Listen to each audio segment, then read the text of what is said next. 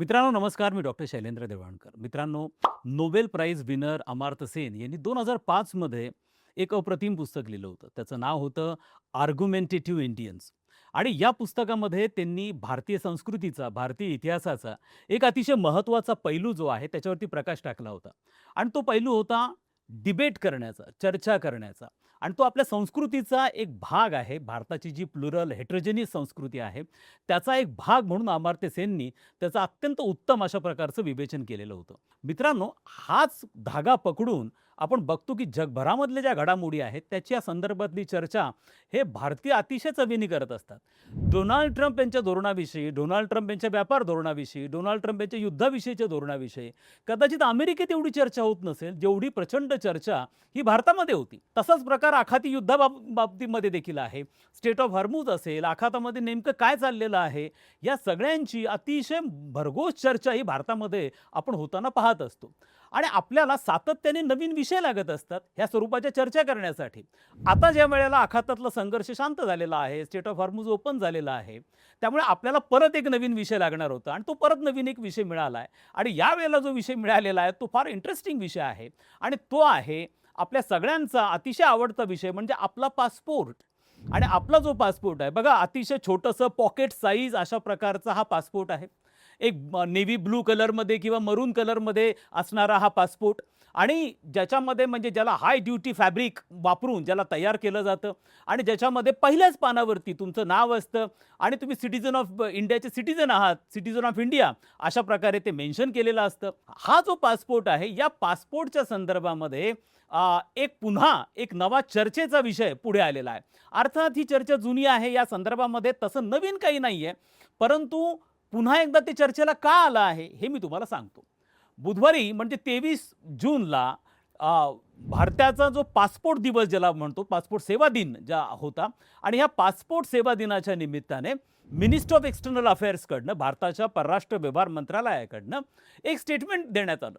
आणि त्या स्टेटमेंटमध्ये पुन्हा एकदा हा शब्द आवर्जून वापरतोय, पुन्हा एकदा हे अधोरेखित करण्यात आलं, अंडरस्कोर करण्यात आलं की भारताचा पासपोर्ट असणं म्हणजे तुमच्याकडे पासपोर्ट असणं हे तुमच्या नागरिकत्वाचा पुरावा नाही आहे. हे तुमच्या नागरिकत्वाचं, सिटिझनशिपचं कन्क्लुझिव्ह प्रूफ नाही आहे, असं पुन्हा एकदा भारताच्या परराष्ट्र व्यवहार मंत्रालयाने स्पष्ट केलेलं आहे. त्यांनी सांगितलेलं आहे की पासपोर्ट हा एक व्हॅलिड ट्रॅव्हल डॉक्युमेंट आहे, प्रवास करण्यासाठीचं हे डॉक्युमेंट आहे. परंतु तुमच्याकडे पासपोर्ट आहे याचा अर्थ तुम्ही भारताचे नागरिक आहात असं अजिबात होत नाहीये. ही गोष्ट झाल्यानंतर त्याच्यावरती पुन्हा एकदा मोठ्या प्रमाणावरती चर्चा ही संपूर्ण भारतभर सुरू आहे. आणि मग आमच्याकडे तर पासपोर्ट आहे, त्याच्यावर लिहिलंय सिटिझन ऑफ इंडिया, आणि असं असतानाही मग आम्ही भारताचे नागरिक नाही का, अशा प्रकारची ही चर्चा आहे. मात्र मित्रांनो, हा विषय खूप महत्त्वाचा आहे आणि तो महत्त्वाचा असल्यामुळे याच्यातले तांत्रिक पैलू काय आहे, तांत्रिक मुद्दे काय आहेत, हे प्रामुख्याने समजून घेण्याचा प्रयत्न आपण आजच्या या व्हिडिओच्या माध्यमातून करणार आहोत.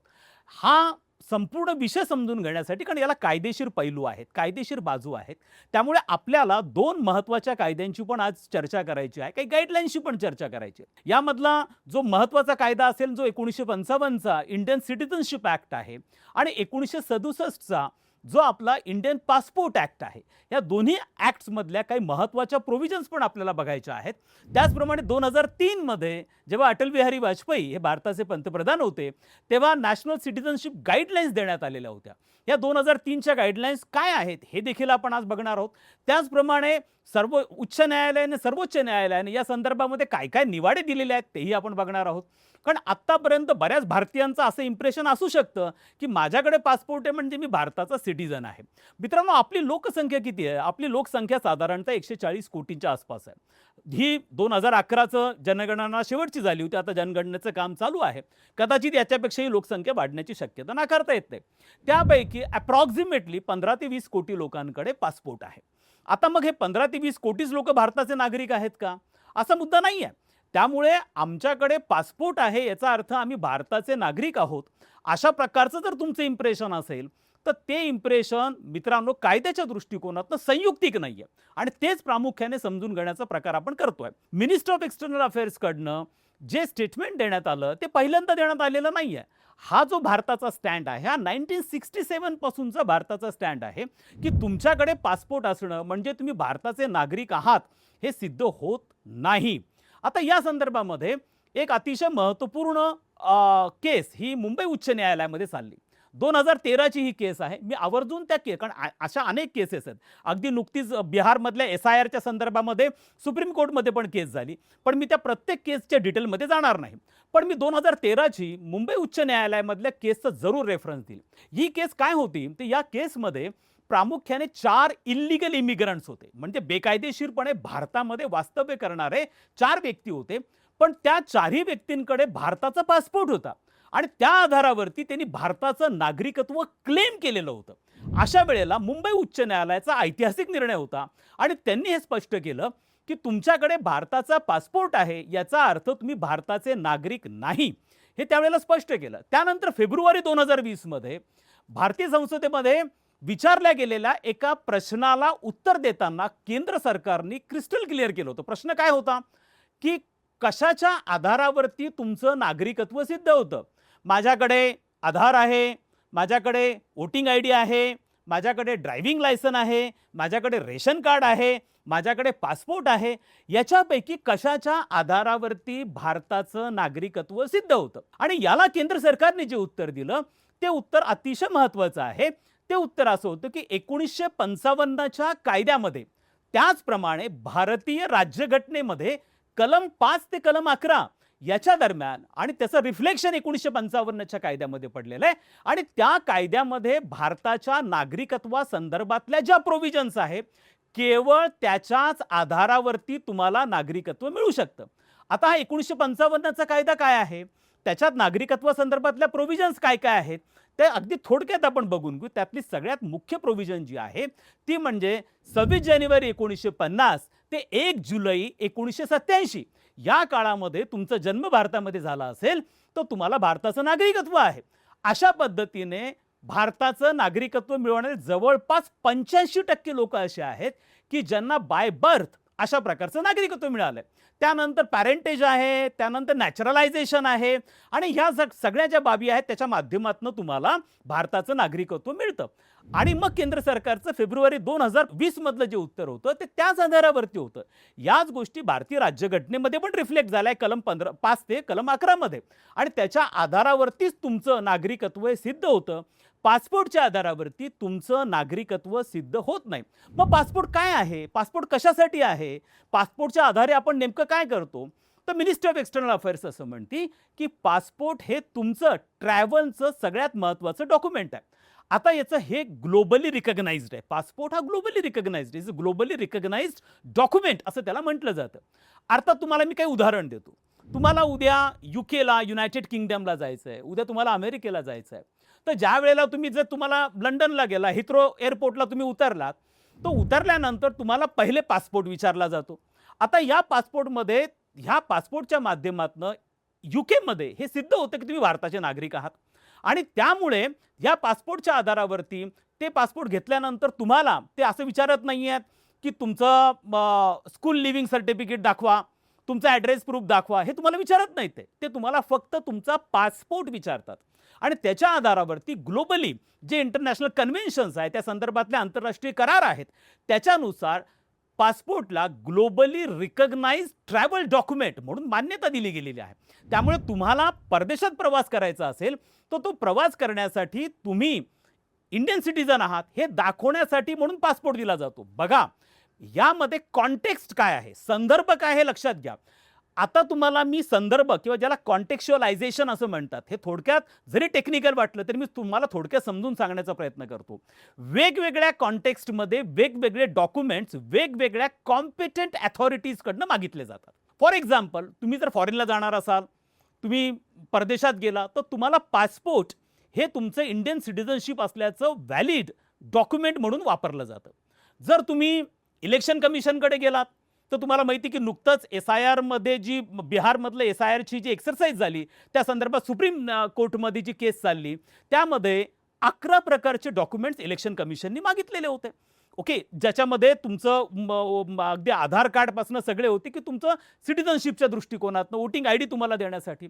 आता अनेकदा आपल्याकडे ड्रायव्हिंग लायसन असतं, पण बरेच जण ड्रायव्हिंग लायसनचा जो वापर आहे तो ॲड्रेस प्रूफ म्हणून देखील करतात.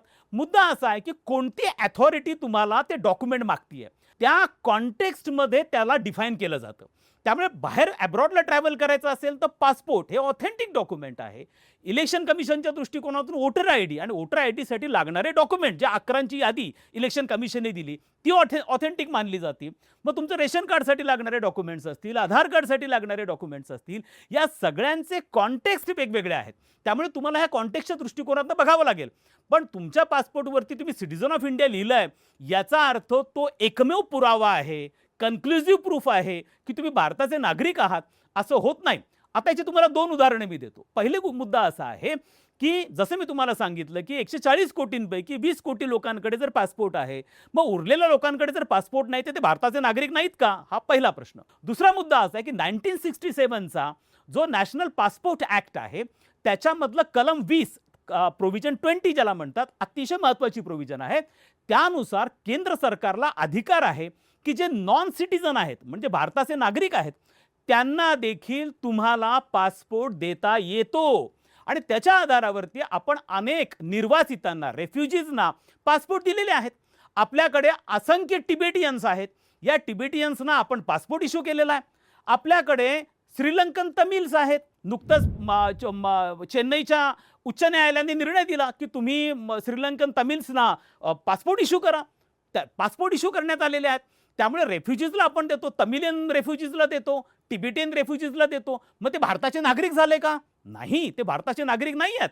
परंतु नॉन सिटिझनला देखील पासपोर्ट इश्यू करता येतो. आणि म्हणून पासपोर्ट हे कन्क्लुझिव्ह डॉक्युमेंट नाहीये, हे ऑथेंटिक प्रूफ नाहीये की तुम्ही भारताचे नागरिक बनतात. त्यामुळे आता कळीचा प्रश्न असा निर्माण होतो की मग तुम्ही भारताचे नागरिक बनता कसे?